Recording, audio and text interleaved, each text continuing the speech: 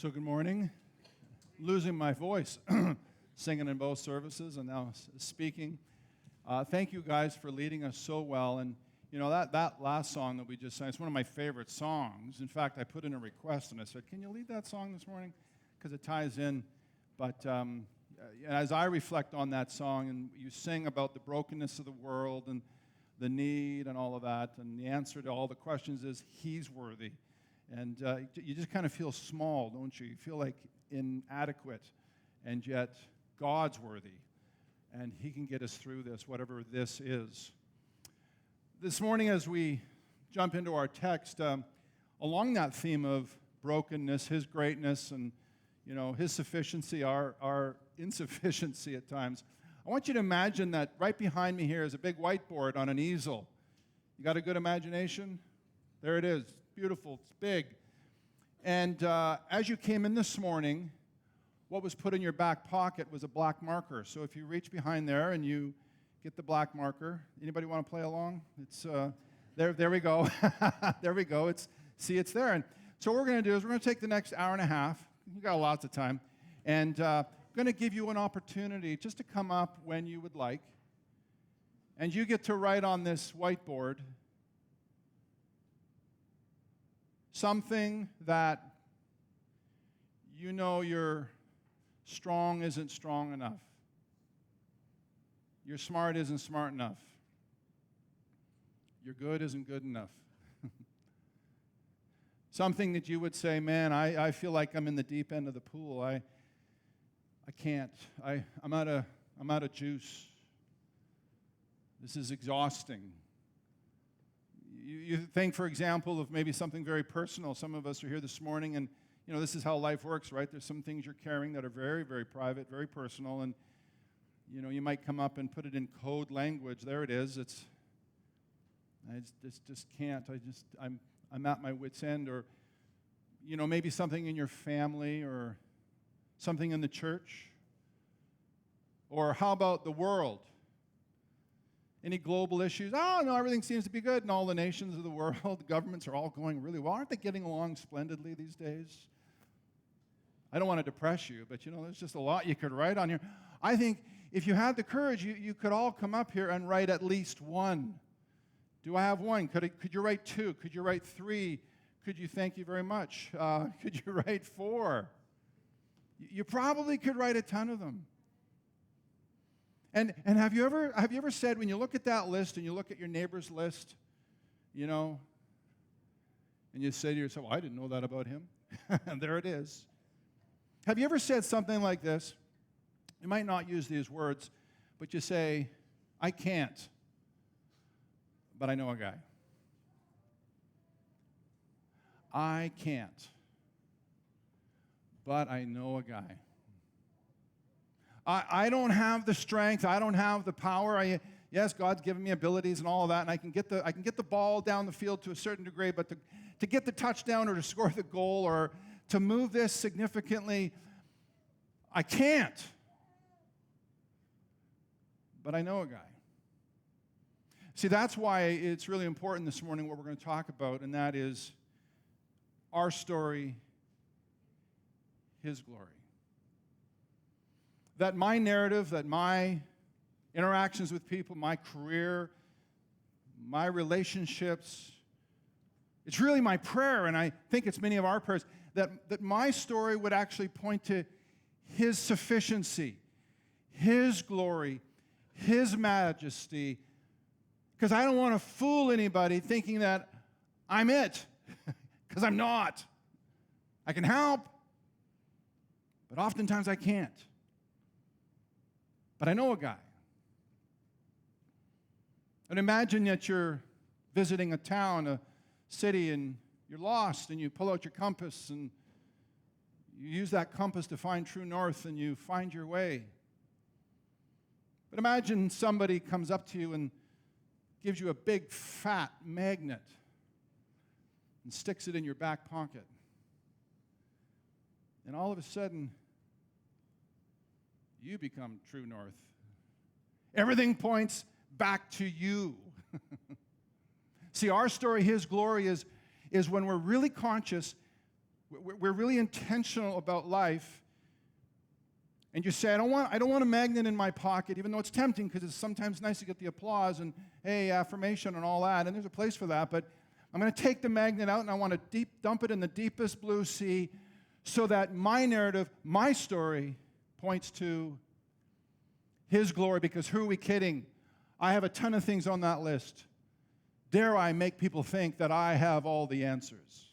I can't, but I know a guy. My story, our story, His glory.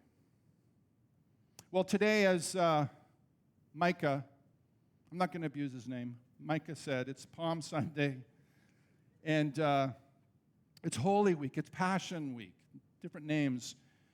If you're not a Christ follower, it's the week where Jesus comes into Jerusalem on the Sunday. It's a tough week, and He rises on the following Sunday. It's a busy week. It's interesting, I remember years ago in my studies, I had an aha moment once. Have you ever had an aha moment? Like, oh, wow, I didn't know that. Oh, why didn't I know that? I've been to Bible college and got my master's and all that stuff theologically, and just kind of never realized, wow, there's a lot of stuff that happens in Passion Week. It's a busy week. And the Gospel of John, 21 chapters, 7 of them are committed to telling the stories of Jesus in that 1 week. 1/3 of that book is all about this particular week. Now, we're going to end up there, but before we do, we're going to go to a wedding. Why not? Why not go to a wedding? If you've been with us over the last several weeks, Paul's been speaking, and he talked about creation, and there was a wedding. And then he talked about restoration, and there was a wedding. And now why not go to another wedding? Jesus begins his public ministry that will culminate, really, with Passion Week. He begins his public ministry. His first miracle is at a wedding. And so that's where we're going to go. And there's a woman there who, if she was in the crowd today and I gave her a magic marker and she was living out this story and it hadn't ended yet, she might run up to the front first thing and write down wine. We need wine. And Jesus is there. And in approximately 3 years from this story, Jesus will ride in on a donkey, and they will wave palm branches and shout, Hosanna, means He saves. So let's go to that story. And as we do this morning, here's a question, and I'm assuming the answer would be affirmative, but why would you want to go to this wedding? I am a pastor. I've done a lot of weddings, and as Paul jokingly said a couple weeks, well, not jokingly, there are some weddings that are like, wow, this is a long wedding, and they're good, and they're okay, and all of that, and, and we've all had that experience, I'm sure. This is one I'd want to be at. And there's a reason why I'd want to be at this wedding. Why would you want to be at this wedding? I mean, it's an incredible wedding. Like, you kind of read it over quickly, and it's you're done, but wow, it's like Jesus calls the first disciples, the first in chapter 1, there's 4 of them that He calls. And we actually believe there's 5, even though the 5th one's not mentioned. It's John. So possibly He has about 5 of His disciples that are gathered to Him at this point in the ministry. And it says that Mary gets invited to a wedding, and then Jesus gets invited to a wedding, and the disciples get invited to a wedding. And so there they show up at this wedding, and they're confused, I'm sure. They're not sure what they're getting themselves into, but it's a wedding, it's free food, and I love wedding food, so maybe they're thinking the same thing. So they're at this wedding, and they run out of wine. We know the story well. If you've grown up in the church, this is one of those stories. And so for some reason, Mary finds out, and we're not quite sure why she found out and whatever, but she finds out, and so she essentially says, I can't, but I know a guy. And so she goes to Jesus and has this conversation. And just to speak honestly about that, if you look at that in the text, it's a bit of an odd conversation. Maybe a little gruff, it seems. And Jesus pushes back a little bit, and she says, hey, woman, it's not my time yet. And there's probably more dialogue that unfolds that John doesn't record, but we do know how it concludes. Jesus maybe thinks to himself, well, it is my mother, so maybe I should do what my mother tells me to do. There's that leeway within the sovereignty of God. Nothing's going off track here. Everything happening according to plan within the dialogue. And so you know what he does, right? He calls these servants, and he says, you see those ceremonial water jugs are over there? There's 6 of them. They hold about 150 gallons in total. Fill them up with water. They're not normally used for this purpose, but can you fill them up with water? Fill them to the brim, the text says. And then dip and pull out some water, maybe with a ladle, a cup, your favorite coffee cup, mug, and take that to the head of the feast, master of the feast. And so they do, and they see that it's wine, and they know where it's come from, but this guy has no idea. And the master of the feast is an interesting character because, well, he was responsible to make sure that they didn't run out of wine. So what's his problem? Poor planning. And he's the guy to make sure the dilution levels are right, because in a Gentile wedding ceremony, drunkenness was acceptable. It was just part of the culture. But in a Jewish wedding, from what we understand, drunkenness wouldn't have been acceptable. So he's responsible for dilution. He's responsible to make sure they have enough wine. They've run out of wine, but these servants come to him. He tastes it. And can you imagine the look on his face? Whoa. He goes to the bridegroom and he says, you have saved the best till last. You're incredible. Pause. Why would you want to be at this wedding? Why would you like to be there? Or another question that we asked earlier, what would you have written on this whiteboard? Could it be labeled a water to wine kind of situation where, man, I need God to show up, change the chemistry of what I'm dealing with? God to shift things. In the story, it's they need wine. If you like imagining, I want you to imagine a little further. You've got a marker in your hand so far. You've come up. You've written on the board, right? Now I want you to imagine you're at the wedding. Time travel. I like time travel. I've never done it, but it kind of seems cool. Imagine if you could go back to the wedding. And imagine they run out of wine. And for some unknown reason, Mary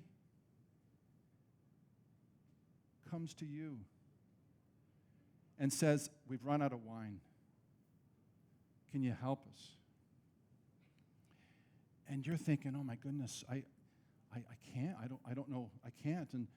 But maybe you're kind of desperate, and so you think, maybe, okay, it's a 7-day celebration, right? These weddings were big events, and so maybe the food's not that great. Maybe the food's just a standard below what should be. So maybe you could, I could improve the food, and maybe I could improve the service. I got 5 guys with me, and maybe we'll do burgers. But I got 5 guys with me here, and so maybe they can serve the tables, and Mary would maybe make a good host, and the music, we could change the ambiance, and so you could do all this effort and all this energy, but all of that work doesn't get you anywhere because you're still out of wine.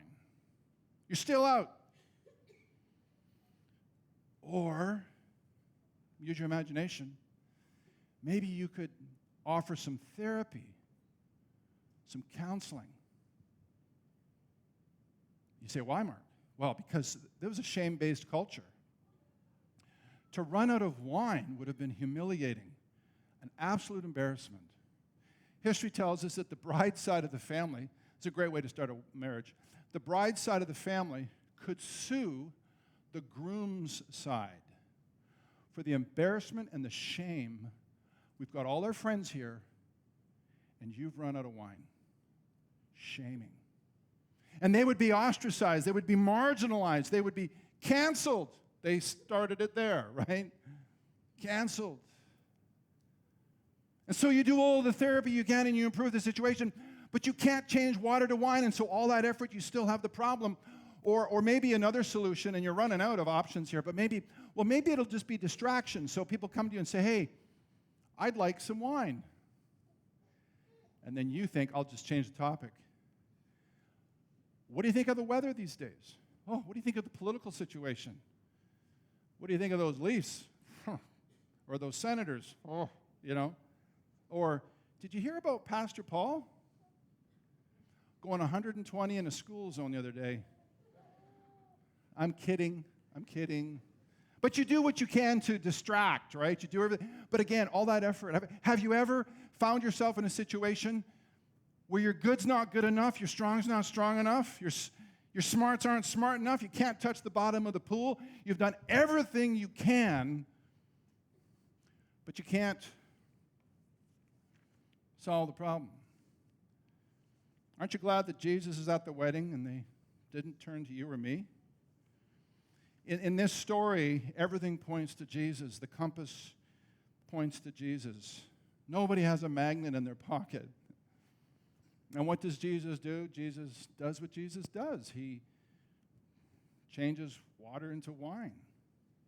No one else qualifies. And it says in verse 11, I always wonder why it just says this. It says the disciples believed. I'm thinking to myself, why didn't a revival break out? Why didn't the text say hundreds of people came to Christ that day? The buses will wait as people come to the altar, that kind of thing. Why didn't that happen? John just says 5 guys, the disciples, they came to Jesus and they believed. Back to our question. Why would you want to be at this wedding? Remember our story, his glory? I can't, but I know a guy. Some of you might say, well, I'd like to be at this wedding because it'd be kind of cool to see the bride. What does she look like culturally? What is her dress? Some of you might be interested in that. What about the groom? We lived overseas for a number of years. I'd love to go there and hear the music and taste the food that I always ate too much of when we were overseas. Way better than the Canadian palate. Man, the food. I'd love to taste the food. Maybe you're a naturalist. You don't believe in God. And so you don't believe in miracles. So maybe you want to talk to Mary. If you're a naturalist and you want to talk to Mary, what do you think you want to raise with her? Hey, Mary. Maybe she's a shorter woman, or maybe she's really tall. Hey, Mary, can you tell me how virgin births work? Because I don't know, and I was just wondering. I've traveled through time. I'd like to talk to Mary. Or maybe you're a naturalist and you don't believe in miracles, so you know the virgin birth is an issue, and I get that. But maybe water to wine's a tough one too, right? So maybe you want to be inconspicuous and just go over to the jugs and sip, see if it's wine to begin with. But the text says it was the best of the wine. So let's make sure the text is accurate here. It's wine, but it's also the best of the wine. You want to see if the story's true. Why would you want to be at this wedding? Well, here's an answer. Clue. We're in a church. But more than that, I think when you read the story and you go, where's the compass pointing? You go, I want to see Jesus. I want to meet Jesus. Why would that be so important? Passion Week. Oh. See, here's the incredible thing about reading Scripture. When you read the Gospels, we know what they don't know. Isn't that fascinating? It's very easy to impose your knowledge on a narrative in the Gospels because we know how the story ends. But to try to separate what you know from what they knew and to sit in that, you realize, wow, this is a lot of tension. This is a lot of trouble. This is interesting. Because we do filter it through what we do know and how the story ends and how it goes to Passion Week. And that's fair. And so I'd want to meet Jesus. Well, sure, I'd want to meet him because he turned water to wine, but I'd want to meet him because of what Passion Week tells me about who Jesus is. And let me give you 2 reasons why I would want to meet Jesus, and I think why you would want to meet Jesus. and how Passion Week informs us of that. I mean, I'd want to meet Jesus because Jesus provides the ultimate salvation. He provides ultimate salvation. I mean, you think about it in life. We all experience little salvations in life, right? Whoa, almost went off the cliff. Whoa, almost did that. Almost. Or one of the things I sometimes do, not often, is I put my foot in my mouth. My wife might say I do it a bit more than put your foot in your mouth, and then you take it slowly out and realize, oh, man. And I've done that a lot of times. I often speak, and then I think later, because I think out loud. And that can get you in trouble when you speak.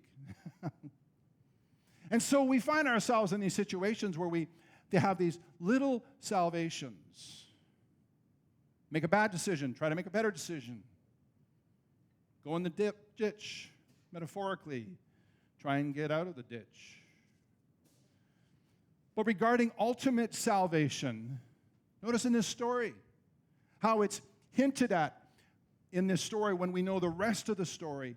Notice in chapter 1, Jesus calls the disciples to him, and in that broad sense, they belong, right? Hey, we're with Jesus. They go to this wedding, and now they're there, and perhaps someone asks Peter, who are you with? And he goes, well, I'm with that guy. I'm with Jesus. I belong to him.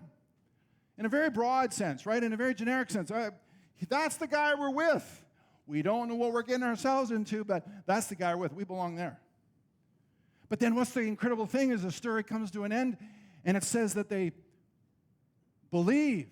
Oh, so they go from belonging to believing.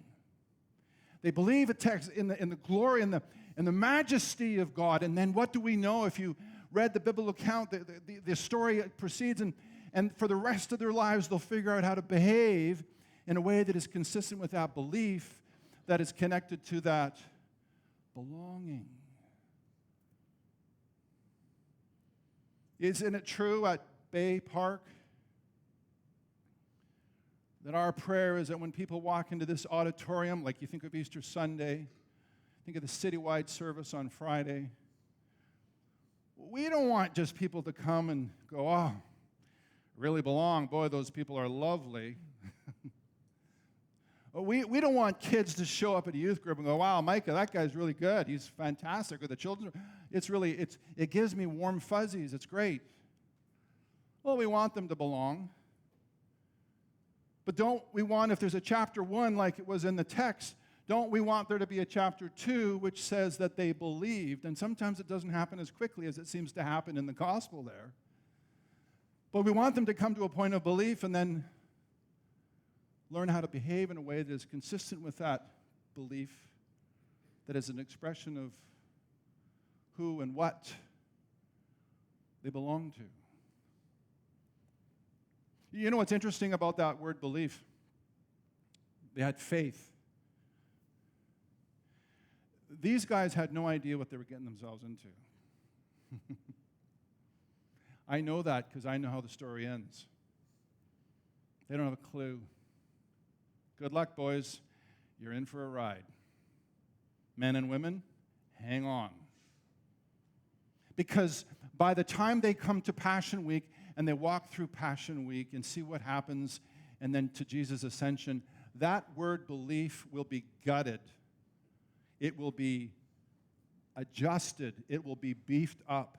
In some ways, it will be redefined, miraculously changed in terms of what they'll understand. Because Jesus' ministry is all about revealing who he is. One writer puts it this way in terms of that progressive understanding of who Jesus is and therefore progressive understanding of belief. He says this, Jesus' miracles are never simply naked displays of power. So in the book of John, it's sometimes called the book of signs, miracles that point to who he is. But they're never just miracles, naked displays of power, still less neat conjuring tricks to impress the masses. But they're signs. They're significant signs that displays the power that point beyond themselves. Jesus is doing something here, but it's pointing to a deeper meaning that could be perceived with eyes of faith. And I love the line, and it's on the slide here, the deep realities that could be perceived with eyes of faith. There's something going on here, and it's deeper than water to wine.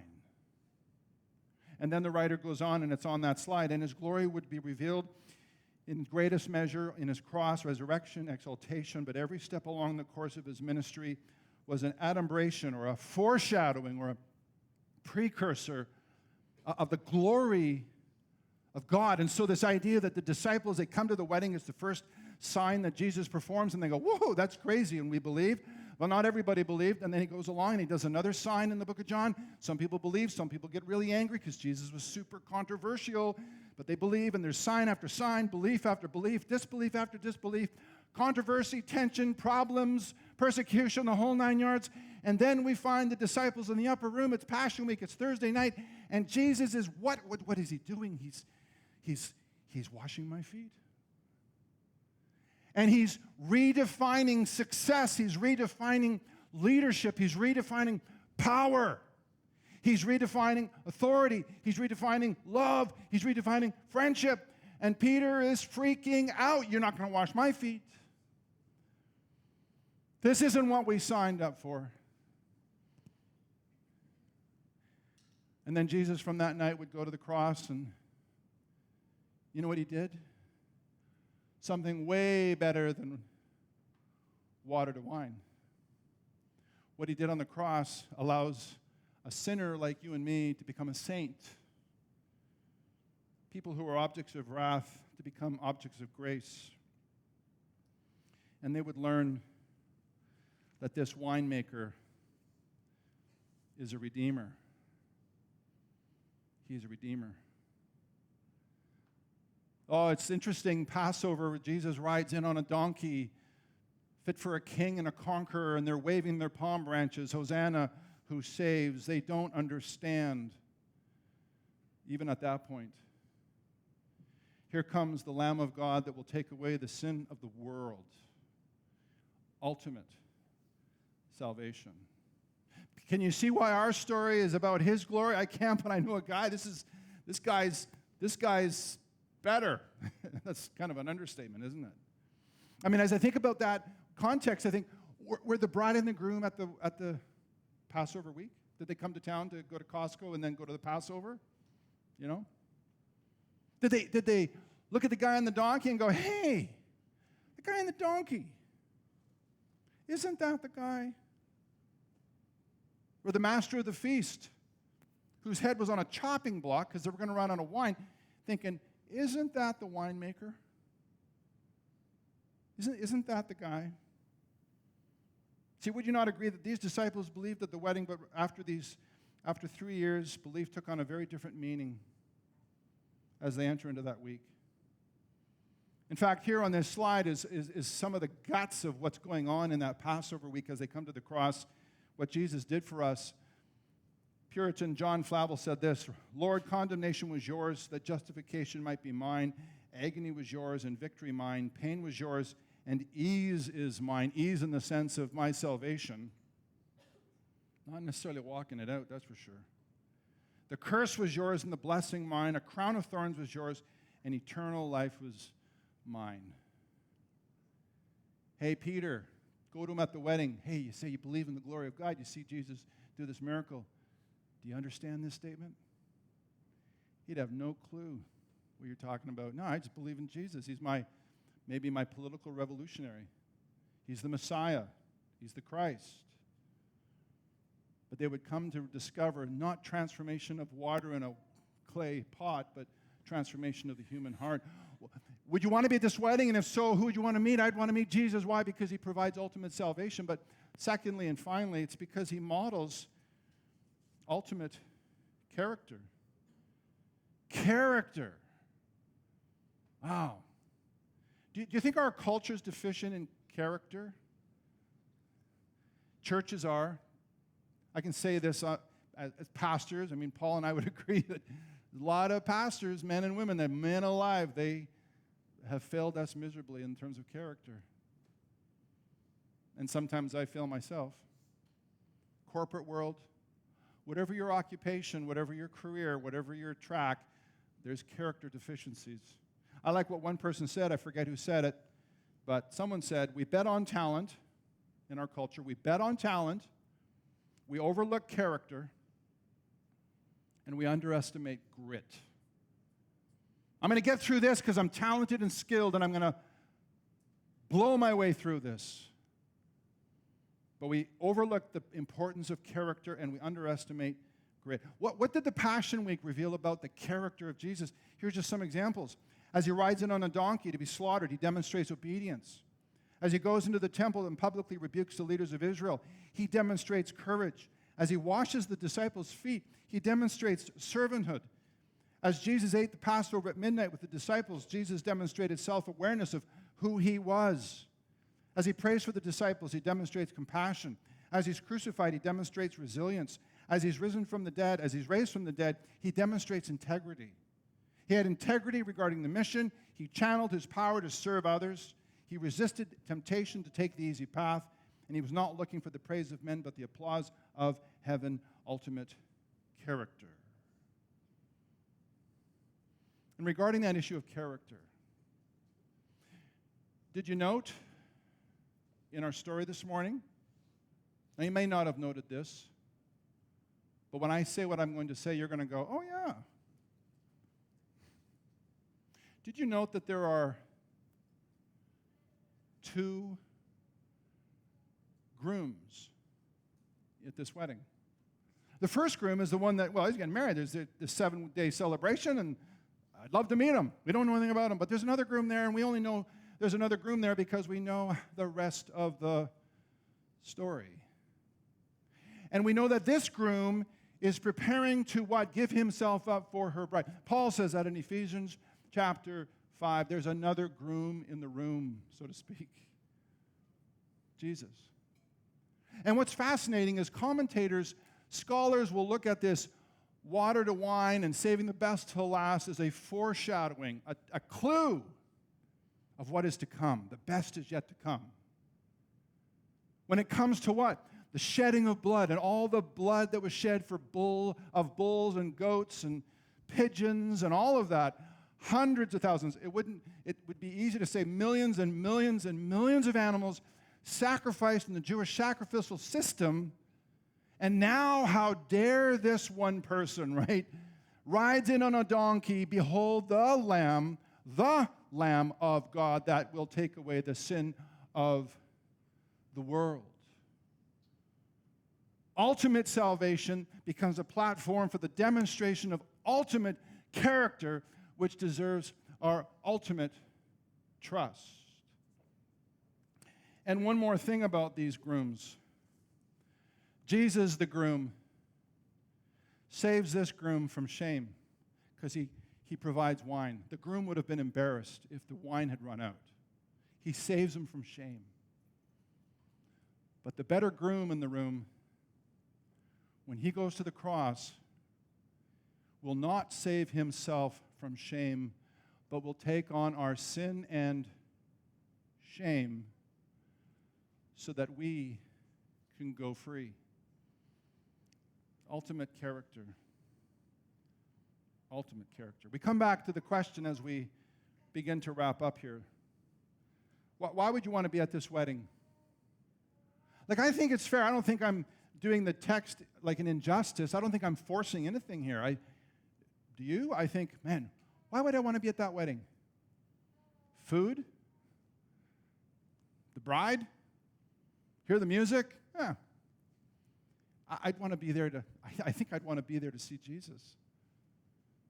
And there would be that motivation because I know how the story ends, and I know that this is the guy that provides ultimate salvation and demonstrates ultimate character in a character-deficient culture. And that is why our story, my glory.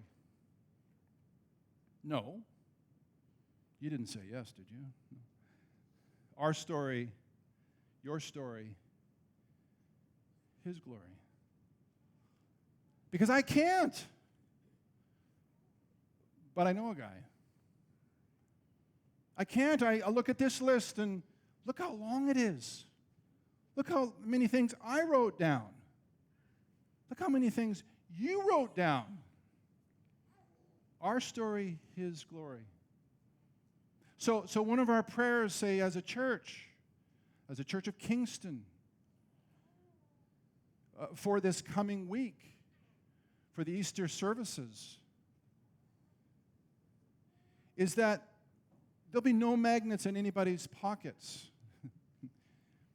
That say even just this week, if you just go into this week and you say, Lord, help me this week as I have coffee with, as I do business with, as I do a team meeting with, as I spend some time with my grandson or granddaughter, as I go to school and interact with my other students, Lord, help me to be aware that I want my story to be about your glory. And Lord, do I have a magnet in my pocket? Guess what? Sometimes I do, and sometimes you do. It's very easy to twist a platform into a stage, right? Sometimes I make that contrast. Or it's very easy to take things and you kind of want affirmation and out of my own personal insecurities. And it's not wrong to be affirmed and encouraged, but it's very easy to put a little magnet in your pocket. Is it not? My story, my glory. Aren't I smart? Aren't I good? I gave you a good answer, didn't I? Thank you so much for helping me. Oh, you're welcome. Glad to do it. Lord, help me in my story, in my occupation, somehow for Jesus to be glorified. Whether it's a seed, a sentence, a look, a tone, a posture, help there to be somehow, some way that I can give glory to you in this moment. My story, his glory. I want you to just bow your heads this morning as we close, and I want you to come back to this easel. And I know that all of us have things that we've written down on that easel, and some of those things on that easel perhaps are deeply private for you. Some of those things perhaps are things, if you were honest, you'd say, I'm angry at God because I've raised this to him so many times, and I can't, but I know a guy, and I wish that guy would do something faster and quicker than he is.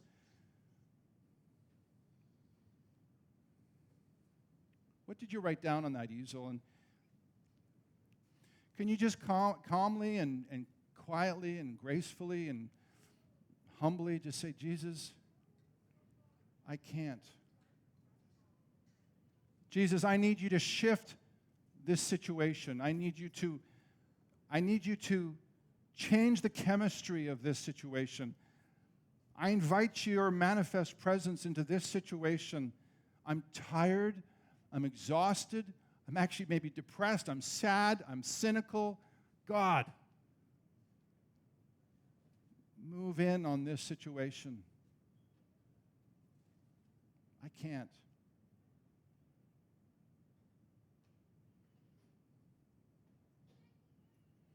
And maybe just finally just say, Lord, I want to give you this week. I want to just start off with this week in my work, in my relationships. Lord, help me to take any magnet out of my pocket so that in the shortest conversation, the longest conversation, social media, whatever it is, help me to allow the compass to point to true north. My story, your glory.